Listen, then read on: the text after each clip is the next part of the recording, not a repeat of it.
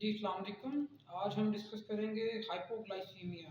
Sugar के मरीज़ों के अंदर जब ब्लड ग्लूकोज़ लेवल लो हो जाता है बहुत ज़्यादा, तो उस वक़्त उनको पल्पिटेशंस, ठीक है, दिल घबराता है, दिल बाहर आना महसूस होता है, उस वक़्त उन्हें क्या करना चाहिए?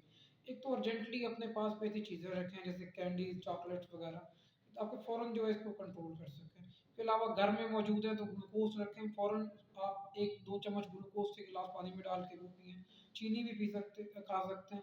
इसके अलावा एक ऐसी अलामत या एक कार्ड अपने पास हमेशा पहन के रखें या जेब में रखें, तो लोगों को पता चले कि आप शुगर के मरीज़ हैं, ताकि वक़्त-ए-ज़रूरत अगर ऐसा कुछ होता है तो आपको फ़ौरन अस्पताल नज़दीकी अस्पताल में पहुँचाया जाए।